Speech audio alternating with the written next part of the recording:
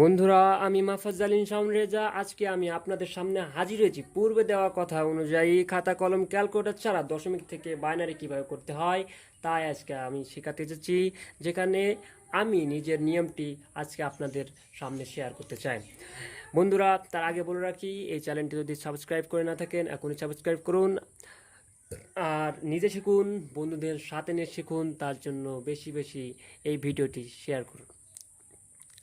তা কোনো কথা না বাড়িয়ে চলে যাই আমাদের আজকের শিক্ষণীয় টপিকস, খাতা কলম ক্যালকুলেটর বেসারা দশমিক থেকে বাইনারি।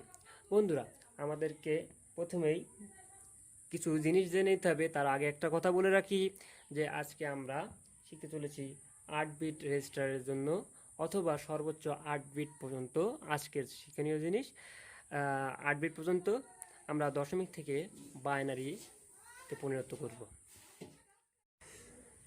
তা বন্ধুরা, আমাদেরকে যদি দশমিক থেকে বাইনারি করতে হয় তাহলে এই 8টা বিটটাকে আমাদেরকে কিছু ভাগে ভাগ করে নিতে হবে, যেগুলোর মাধ্যমে আমরা খুবই সহজেই দশমিক থেকে বাইনারি খাতা কলম ক্যালকুলেটর ছাড়াই করতে পারবো। তা আমরা প্রথমে জেনে আসি কিভাবে ভাগ করব। তা দেখুন বন্ধুরা, এখানে ঘর আছে 1টা 2টা 3টা 4টা 5টা 6টা 7টা 8টা পর্যন্ত আমি রেখেছি। এই 8টাটাই আমরা প্রথমে শিখব। এই 8টা ঘরটাকে আমরা কিছু ভাগে ভাগ করব। দেখুন এখানে 1টা 2টো 3টা, এই শেষের যে 3টা ঘর, সেই 3টা বিট আমরা রাখবো, আলাদা করব প্রথমে। তারপরে 1টা 2টা 3টা 4টা, তারপরে 4টা বিট আমরা আলাদা করব। আর এই যে চতুর্থ বিটটা, বোঝে না, পরের যে বিটটা এটা হচ্ছে চিহ্ন বিট অথবা অতিরিক্ত বিট। আমরা বলছি যে আমরা প্রথমত 7 বিট পর্যন্ত আমরা হলো মনে করেন আন্দাজে মানে ভাগ করে করে ফেলবো, আর তারপর অতিরিক্ত বিটটা আমরা আন্দাজে করব। আমাদের এই যে চিহ্ন বিটটা, এই চিহ্ন বিটটা বলতে যদি 8 বিট রেজিস্টারের জন্য হয় তাহলে চিহ্ন বিট, আর যদি 8 বিট রেজিস্টার যদি না হয় সেক্ষেত্রে কী হবে, সেখন মনে করেন যাবে কি, যদি যদি আমরা স্বাভাবিকভাবে দশমিক থেকে বাইনারি করতে হয় তাহলে অষ্টম বিট বা নবম বিট বা দশম বিট এগুলো যা আসবে এরপরে সেগুলো হবে অতিরিক্ত বিট।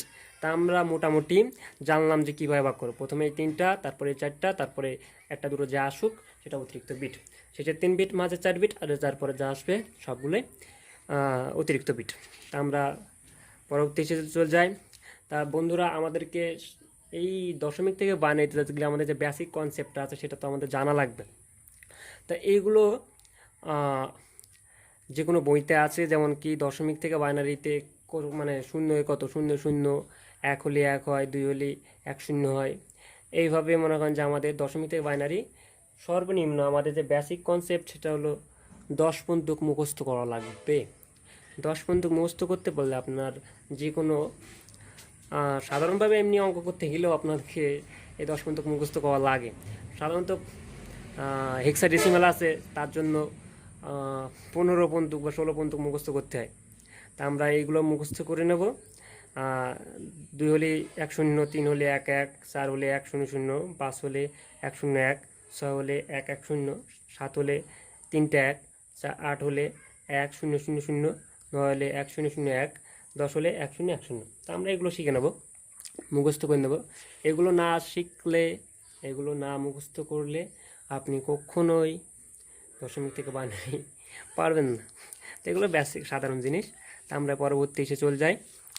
তা আমাদের যে নিজস্ব তৈরি যে শর্ত বা সূত্র, সেগুলো আমরা প্রথমে ধরে, এটা হলো আমরা যে শেষের 3 বিটের কথা বলেছিলাম, এই যে শেষের 3 বিট 1 2 3, এই শেষের 3 বিটের জন্য আমরা এখন হলো সূত্রগুলো বা শর্তগুলো জানবো। শেষের 3 বিট নির্ণয় করার নিয়ম।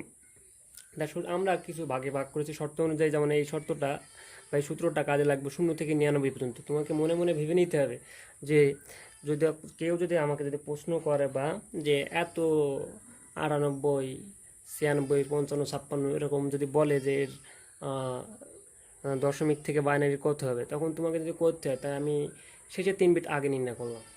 নির্ণয় করে কী হলো, কীভাবে নির্ণয় করবো সেই 3 বিটের হলো বাইনারি কেমন হবে। তা আমার এদিকে তো একটা সূত্র আছে, কি দশক গুণ, যাই বলবে প্রশ্নকারী যেটাই বলবে, যে আমরা যদি বলে 56 বলে না, 56 লিখলাম আমরা এখানে একটা 5 6, বলছে দশক গুণ, এই যে মনে করো প্রশ্নকারী প্রশ্ন করে 56, এখন যদি আমাকে প্রশ্নকারী প্রশ্ন করে 56, তাহলে আমার এই যে এই জায়গায় এই যে 56 যে দশক গুণ 2 মানে দশকের দ্বিগুণ, এখানে এখানে দশক হলো একক, দশক দশক হলো 5, তাই 5-এর দ্বিগুণ, 5 গুণ 2 যোগ একক, একক কত আছে 6, যোগ একক 6, তাহলে কত হচ্ছে, আমি সমান চিহ্ন করে দিলে 5 গুণ 10 আর 6 16, 10 আর 6 16। কিন্তু একটা জিনিস কথা মাথায় রেখে বলছে কি দশক গুণ 2 যোগ একক সমান সমান যোগফল, যোগফল সমান সমান বাইনারি, যোগফলকে বাইনারি করে দিতে হবে। তো এখন যদি এই যোগফল যদি 10-এর বেশি হয়, 10-এর বেশি হয়, সেক্ষেত্রে কী হবে, সেক্ষেত্রে মনে করো যে আমরা আবার মানে 9 পর্যন্ত যাবে, সর্বোচ্চ 9 পর্যন্ত আমরা হলো ওই বানাতে পারবো, 0 থেকে 9 পর্যন্ত। যদি 10 হয়ে যায় বা 10-এর বেশি হয়ে যায়, তখন আবার সেই একই দশক গুণ, যখন 2টা হয়ে গেছে, একটা 2টা হয়ে গেছে না, এই জন্য কী করবো, দশক গুণ 2 যোগ 1 একক করে মনে করেন যে আবার যোগফল করবো, যোগফল করে যা বেরোবে তার বানিয়ে করবো। তাহলে আমরা এটাকে যদি করি তাহলে মনে কত, আবার এই দশক গুণ 2, 1 গুণ 2 মানে 1 হলো দশক, 1 গুণ 2 সূত্র অনুযায়ী প্লাস একক, একক কত 6, তাহলে আমি 2 1 2 আর যোগ 6, তাহলে হচ্ছে কত 8, কত 8। এবার আমরা যদি 8-এর যদি আমরা বাইনারি করি, 8-এর যদি আমরা বাইনারি করি, 8-এর বাইনারি কত হবে, 8-এর বাইনারি করলে হবে 1 0 0 0, 4টা হয়ে যাচ্ছে, কয়টা, 1টা 2 3টে 4টা। তা আমরা বলেছিলাম যে আমরা শেষের 3 বিট নির্ণয় করবো, শেষের 3 বিট যদি নির্ণয় করি তাহলে এর যে শেষের যে 3 বিট, এই শেষের 3 বিট আমরা নির্ণয় করলেই পেয়ে যাব। তা আমরা যদি এবার আমরা একটু ক্যালকুলেটার দেখে আসি, যে মনে করেন যে এই 56-এর শেষের 3 বিট 3টা শূন্য হয় কিনা। তা এটা হলো ক্যালকুলেটর, এই যে আমি 56 লিখলাম, সমান চাপলাম, বাইনারি করলাম। তো দেখেন এর শেষে 3টা বিট, 1টা 2টা 3টা, শেষে 3টা বিট দেখেন 3টা শূন্য আছে, দেখেন এখানেও 3টা শূন্য আছে, 1টা 2টা 3টা। তা এটা হলো মনে করেন যে কি আমার 0 থেকে 99 পর্যন্ত যেটা আছে এটা কার্যকর হবে। এবার আসি দ্বিতীয় শর্ত অনুযায়ী, এই দ্বিতীয় শর্তটা কাজে লাগবে 100 থেকে 109 পর্যন্ত, 100 থেকে 109 পর্যন্ত। এই শর্তটা কি বলে, শেষের 3 বিটের প্রশ্নকারী যে প্রশ্ন, যে সংখ্যাটা প্রশ্ন করবে যে দশমিক থেকে বাইনারি করো, বা সেই সংখ্যাটার বলতে শেষের 3 বিটের শেষ 2 বিট নির্ণয় করতে হবে, বলতে শেষের 3 বিটের শেষ 2 বিট নির্ণয় করতে হবে। যে সংখ্যা দেওয়া থাকবে তার শেষ সংখ্যার বাইনারি সংখ্যার শেষ 2 রূপ, শেষ 2 বিট, শেষ 2 বিট বলছে শেষের 3 বিটের শেষ 2 বিট নির্ণয় করতে হবে। যে সংখ্যা দেওয়া থাকবে তার শেষ সংখ্যার বাইনারি রূপের শেষ 2 বিট। যদি মনে করেন আমাদের 100 দেওয়া থাকে, 100 দেওয়া থাকে, তো 100 যদি দেওয়া থাকে আমরা 100ই মানলাম যে 100 দেওয়া আছে, বা 101 মনে করলাম যে 101 দেওয়া আছে। তো আমার এই যে শেষের 3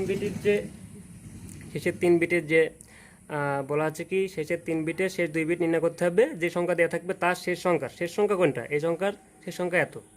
তা বলছে এই শেষ সংখ্যার, এটা হলো দশমিক সংখ্যা, এটা দশমিক সংখ্যা। বলছে কি শেষ সংখ্যার বাইনারি রূপ, এই শেষ সংখ্যা 1, 1-এর বাইনারি রূপ, 1-এর বাইনারি রূপ কত, 1-এর বাইনারি রূপ 1ই। বলছে রূপের শেষ 2 বিট, 2 বিট আমরা নেব, তাহলে এর আগে একটা শূন্য বসিয়ে দিলাম। যদি আমরা বলতে 105 বলতো, সেক্ষেত্রে কী হতো 105, সেক্ষেত্রে বলতো শেষ সংখ্যার বাইনারি রূপের, শেষ সংখ্যা বাইনারি রূপের কত, শেষ 2 বিট। 5-এর বাইনারি রূপ কত, 5-এর বাইনারি রূপ আছে 101, এই বলতে শেষ 2 বিট নেব, এই শেষ 2 বিট। আবার কি তৃতীয় বিটটা কী করতে হবে, এই তৃতীয় বিটের, তা আমরা এই সংখ্যার শেষ 2 বিট তো পেলাম, এবারে তৃতীয় বিটটা কত হবে। এই তৃতীয় বিটটার ক্ষেত্রে একটা জিনিস মিস হয়ে গেছে, দাঁড়ান সেটা আমি লিখে দিচ্ছি। এই তৃতীয় বিটে এটা হলো 100 থেকে 109-এর মাঝখানে যেটা হবে কোনো সংখ্যা, এই তৃতীয় বিটটা এখানে যে বিটটা আসবে 2টা বিটের পরে যে সংখ্যা দেওয়া থাকবে, যদি 100 থেকে 109-এর ভিতরে 104 থেকে 107 পর্যন্ত যে সংখ্যা দেওয়া থাকবে, 104 থেকে 107 পর্যন্ত যে কোনো যদি সংখ্যা থাকে, তাহলে ওই সংখ্যাগুলোর এই তৃতীয় বিটটা কত হবে, তৃতীয় বিট হবে 0, তৃতীয় বিট শূন্য হবে, তৃতীয় বিট শূন্য হবে। আর যদি এই 104 আর বাদ বাকিগুলো হবে এক হয়, বাদ বাকিগুলো এক। তাহলে আমরা যদি মনে করে রাখি যে 104 থেকে 107 যদি হয়, তাহলে তৃতীয় বিট হবে শূন্য আর বাদ বাকিগুলো এক। তা আমরা যদি দেখি এটা 5, তাহলে 5-এর তৃতীয় বিটটা হবে কত? 5-এর তৃতীয় বিটটা হবে শূন্য। তাহলে আমরা যদি আমরা 105-এর ক্ষেত্রে করি, আমরা 105-এর ক্ষেত্রে করি, তাহলে হচ্ছে কত? শেষ বিটের 5-এর শেষ 2 বিট, এই 5-এর বাইনারি করলে হয় 101। তাই এর শেষ দুটো নিলাম, সে দুটো নিলে কত হচ্ছে 01 01। আর এই তৃতীয় বিটটা হবে কত? যদি 105 হলে 104 থেকে 7-এর ভিতরে, তাই হবে কত? এই জায়গা শূন্য হবে, এটা হবে কত? শূন্য। তা আমরা দেখে আসি যে 105-এর বাইনারি রূপ যদি আমরা ক্যালকুলেটারে করি, তাহলে আমার লাস্টের যে এইটা সেটা আমার 001 হয় কিনা, লাস্টের 3 বিট। তা আমরা যাই 105 যদি আমরা করি, দেখুন 001 001, এখানেও দেখুন আমাদের এসে 001। সব কিছু মিলে যাবে যদি এই শর্তগুলো যদি আপনারা মেনে চলুন। আর একটা জিনিস, এই জায়গা আছে কত? 110 আর 111 ক্ষেত্রে কোনো পরিবর্তন নেই, 110 আর 111 ক্ষেত্রে কোনো পরিবর্তন নেই।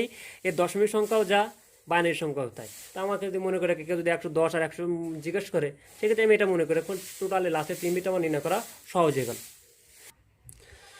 হ্যাঁ, তাহলে আমরা পরের পাতায় যাই।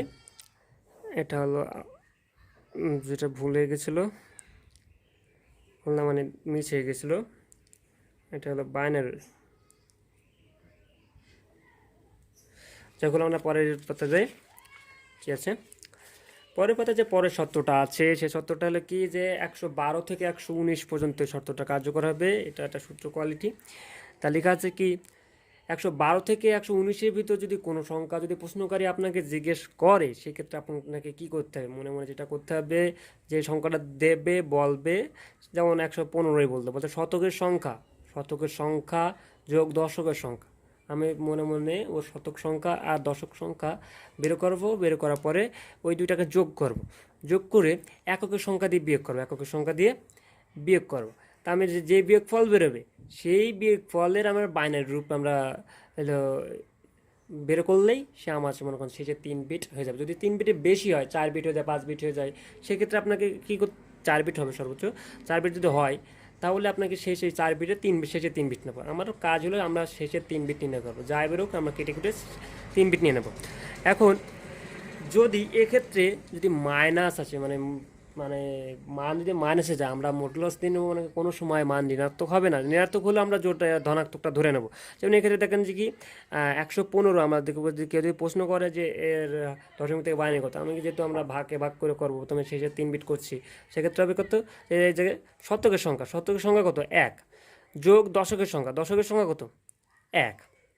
তাহলে আমি শতকের সংখ্যা যোগ দশকের সংখ্যা, এ কত? 1 যোগ 1 কত হলো? 2। বিয়োগ এককের ঘরের সংখ্যা, বিয়োগ এককের ঘরের সংখ্যা কত আছে? 5। তাহলে বিয়োগ 5, তাহলে 2 বিয়োগ 5, তাহলে কত? 3 হয়। মাইনাস হওয়ার কথা ছিল, কিন্তু বললাম যে এখানে কোনো মাইনাস ঋণাত্মক মান নেব না আমরা। তাই যাই করি না কোনো, তার যদি আমরা দশমিক থেকে যদি বাইনারি করি, 3-এর বাইনারি কত?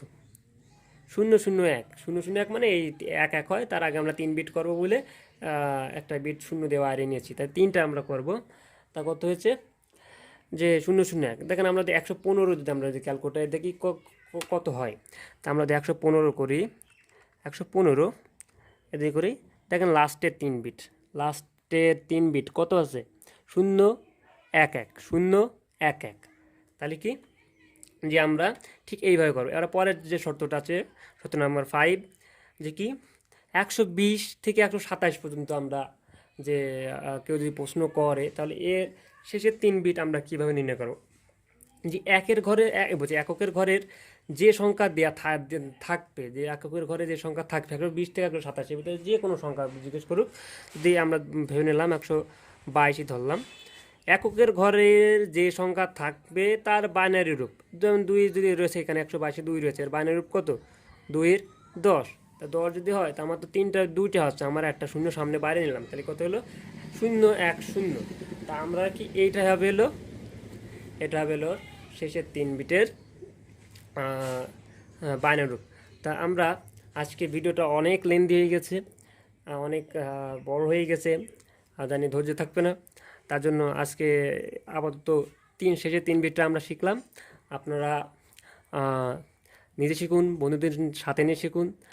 তাই বেশি বেশি শেয়ার করুন। যদি চ্যানেলে নতুন হয়ে থাকেন তাহলে অবশ্যই সাবস্ক্রাইব করুন। ধন্যবাদ সবাইকে, ভালো থাকবেন।